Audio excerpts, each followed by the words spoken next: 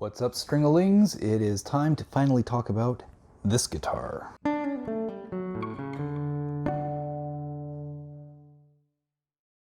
what we have here is the final product of the STK1 guitar build from Solo Music Gear. The instrument itself, as you'll recall from the original unboxing, was just a plain clear body with a white pickguard, stock pickups that came with the instrument, all stock hardware, and it was actually a B-stock item because of a couple of injured little bits in the gluing and whatnot. So I got it a little bit cheaper. And if you've never built a kit guitar, this is really a great way, fantastic way to get a really playable instrument. There's a whole series of playthroughs demonstrating that you can in fact pull the guitar right out of the box, follow the instructions, 2 solder joints, and you've got a playable instrument. So if you're just starting out, it's a great way to learn how an electric guitar is put together and get yourself a decent playable Strat-style instrument. Now there are a couple of issues that I ran into putting this build together. The first is the body thickness. This is not a Strat thickness. This is like a Squire or import sized guitar. So that is not a huge issue in and of itself unless you go to replace the bridge. So one of the first things I had to do was track down a bridge that would fit. So let's go through the entire process of all of the things that were added to this guitar before I actually did the finishing work on it. So the bridge was one of the first things that I picked up, and this is from Guitar Fetish. It's a GFS Shorty. It's a full-sized solid steel block, and it's a vintage style bridge, which means it has the bent metal saddles. Very cool to play on. Excuse me. It's very cool to play on, but I'm debating, because it does scratch my hand a little bit on palm mutes, so I'm debating maybe switching out the saddles to the Graphtec string savers. We'll talk about that in a future video. But the block is shorter, so it actually fits inside the body, which is obviously something that you want. You can't get an upgraded standard Fender style bridge because it'll actually stick out like 1/8 of an inch out the back of the body, and then you can't put a spring cover on it. So there was that. Next up, the tuners, which I'm going to zoom in here physically. I don't know if you can see them, but these are very cool. These are I love these things. These are the Graphtec staggered ratio tuners. So they're actually, the posts get shorter as you go this way. You don't technically need string trees with it because it creates a sharper break angle down on your high E string. I did, however, get black tusk string trees from Graphtec just to match the nut that I also got from Graphtec. And this is a special sized nut. Bailey really likes this guitar, by the way. Excuse me, cat. Go, go, go, go. She just won't go. Okay. Thank you. Yeah, so anyway, this is a special sized nut. You can't go with a Fender nut because it's actually a 12-inch radius. It's a much flatter neck than you would expect for this instrument. So that's something else you need to watch for. So that's been filed to fit. The tuners and the string trees are also Graphtec. Then we have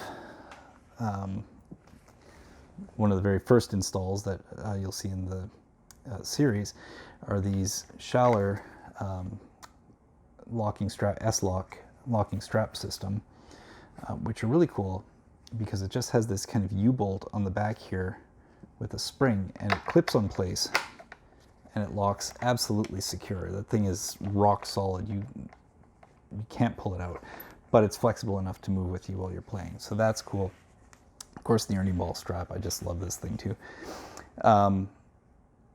So between those, getting those installed, it's just a couple of screws. The complex part comes right here. So this comes as a unit. This is the Fishman Fluence preloaded Strat pick guard. These are This is an active pickup system. It's a fairly high output system.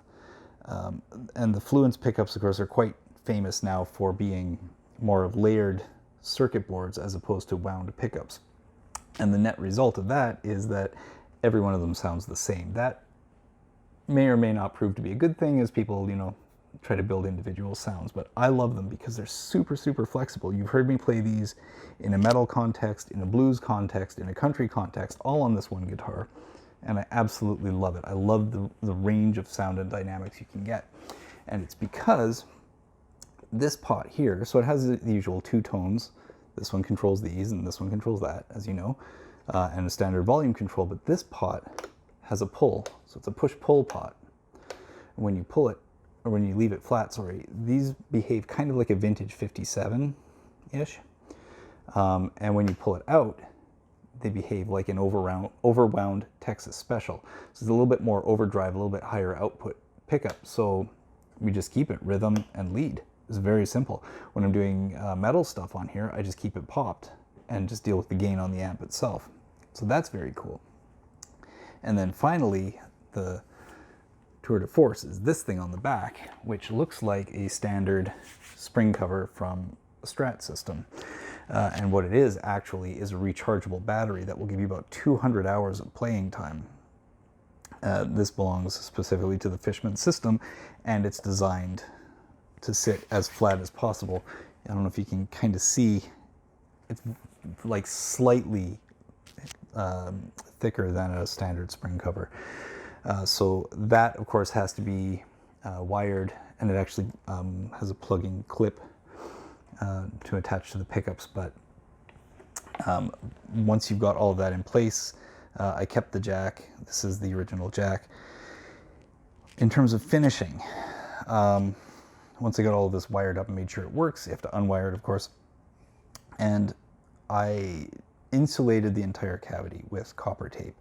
The whole pickup cavity, the output jack, and the spring cover, the spring cavity as well, insulated with copper tape just to cut down on any potential interference. This, by the way, is just a mute, just a string mute, so it doesn't ring while I'm playing. Sanded down, put on a coat of stain, sanded that back as much as possible, just with a little bit of clear in the middle, and the same on the headstock. And then I applied a Varathane weathered wood look. It's a chemical weathering agent. Basically just makes it look old. It turns wood kind of grayish. Did a couple coats of that, and then I took a blowtorch to the guitar itself. So this is all actually burnt with a blowtorch. Do this outside. Don't do it in your living room. Okay, and the same on the back of the neck, the back of the body. All this dark part is really burnt wood. This is why I call it a barn fire burst, because it looks like barn wood that's been singed in a fire. Yeah, and then smooth down, and 6 coats of tried and true Danish oil, and another, I'm going to say, because I don't remember, I think it was another 4 coats of tried and true varnish oil, which is Danish oil, boiled linseed, with pine resin in it. So it gets a nice hard finish. It's not a gloss finish, but it's quite durable. It's basically bare wood. It's the same as you would have a cutting board or something. Yeah, came out great. It has kind of a satin sheen to it. And that's the whole build on the instrument. So that's the full walkthrough. I mean, if you want it again, right? We've got the S-Locks, the GFS Shorty bridge, the Fishman Fluence preloaded Strat pickups with the battery pack. By the way, the GFS bridge does have a tremolo arm. I'm just waiting for the weather to warm up so I can do a rubber dip. It came in white. They only come in white on the tip. And I have some black plasti dip rubber that I'm just going to use to make it black so it looks like it's part of the same instrument. So that's that. And then at the top, the Graphtec black tusk nut and string trees, and the staggered ratio tuners. And in terms of the fretwork, I did very little I had to do very little actual setup on this instrument. I will have to take the nut down just a tiny bit. It's still a little bit high down here at the first fret. But all I did was just took a sanding block and just at a 45-degree angle, take the edges off these frets a little bit. You want to be careful you don't take too much off, obviously, just a couple of passes, just so it's smooth. Because these are typically machine clipped, so they have little sharp edges on them. That just helps to round them and soften them a little bit. And then finally, I actually did the Danish oil on the fretboard as well. It's a not a rosewood fretboard, but it's what do they call it? Blackwood, which is like a synthetic rosewood. Behaves the same way. And then finished off with some Gin Dunlop fretboard oil. And that's it. That's the whole build. You could do it in about a week. I think when I actually put the final version of this together, I think the whole thing took about a week. And the bulk of that time is finishing time. Everything else fits perfectly. I will say, if you're buying a solo music gear kit, be aware that it's probably not original specifications. So this pick guard is a Fender spec pick guard. The holes in the solo music gear are not Fender standard, and the same for the spring cover. You can usually tell Fender gear or Fender spec has this offset screw on one side, and the one that comes with this guitar has even spacing on those. It may be Squire-ish, it may not, I don't know. But you will have to make a couple of extra holes, that's all.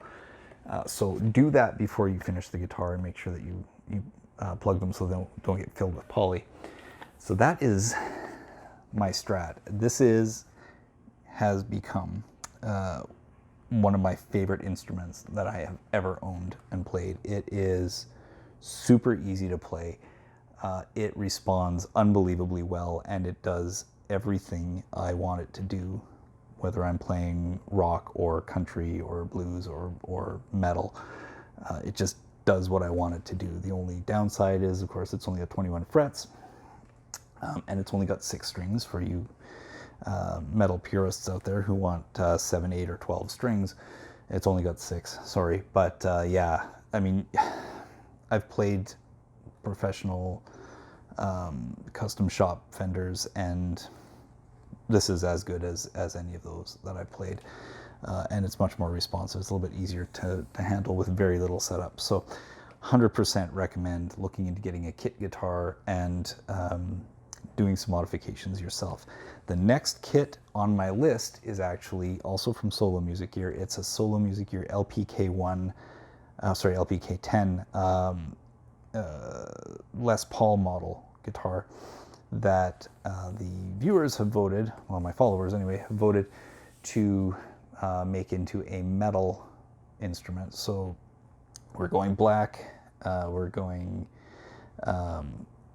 Fishman Moderns, and we've got some really cool widgets from Iron Age guitars as well. Some